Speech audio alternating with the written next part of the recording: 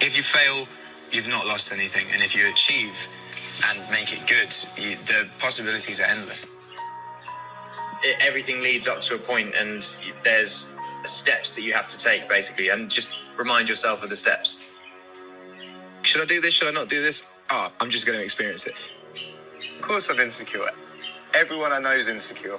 I think successful people are overly insecure because you have people kind of poking holes in you the whole time.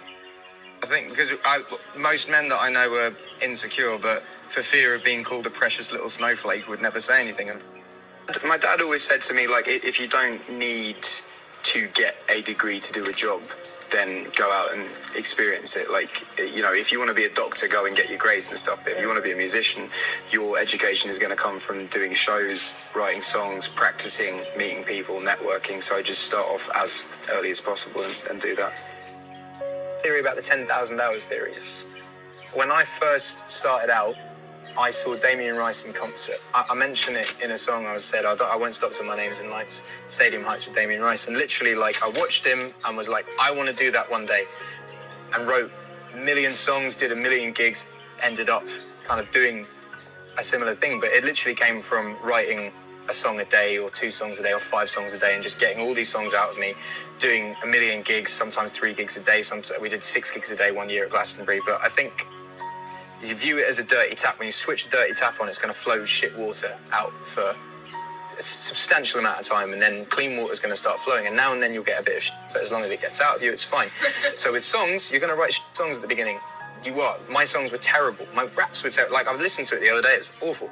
But I got it out of me, and the more and more you write, the more and more you experience, and then you start flowing clean water, and songs start getting better and better and better, and when you're on a good streak, you're writing good songs, now and then you're going to write a shit song, and that song is out of you and you can move on. And it's the same with gigs. Like, you will always play bad gigs at the beginning. That's what you need to do. And then the more gigs you do, the better you'll get. Now and then you'll have a shit gig, but that's all right because you've got it out of you and you've experienced it. So I just say the more and more you can do, you put in your 10,000 hours, write as many songs as possible, gig as much as possible. Always be nice to people, because that is how the music industry works now. It doesn't work on who's the best. It works on who's got the best music and who's the nicest. The key is not to be swept up. I'm an artist, but I'm still a human being. I'm not a pop star. You know, I'm still a normal guy that grew up in the countryside, and as all my friends are still the same. I drive a Mini Cooper. I shop at the same supermarket. I feel like the moment you lose that, you start losing your audience, because people can't relate to you. So you just have to be human. When people say artists are born with talent, you're not. You have to really learn and really practice. I've always had an ethos of just working harder than anyone else that I admire and respect, and trying to portray and be nice. My dad always told me, choose someone you admire and work harder than and be nicer than them. I don't know, there's a few things, but someone said something to me the other day when I was in the studio, and he said, dare to suck, which I thought was a really, really good thing, where you're not afraid to fail. I think that's a really good thing for a musician to have. So yeah, dare to suck, basically. I want to stress the point that it's not, stuttering is not a thing you have to be worried about at all. And even if you have quirks and weirdness, you shouldn't be worried about that. The people that I went to school with were the most normal and were the coolest when we grew up. Like, I was telling Emily earlier that one of the cool kids from school now does my plumbing. So that's a fact. That's a fact. So my thing that I wanted to stress most tonight is not necessarily to shed light on stuttering or make it a thing. Is to just stress to kids in general is to just be yourself, because there's no one in the world that can be a better you than you. And if you try to be the cool kid from class, you'll end up being very boring and doing plumbing for someone. It's just be yourself, embrace your quirks. Being weird is a wonderful thing. My goals and dreams, I've said this a million times, my goals and dreams are always to play Shepherd's Bush Empire and have a gold album.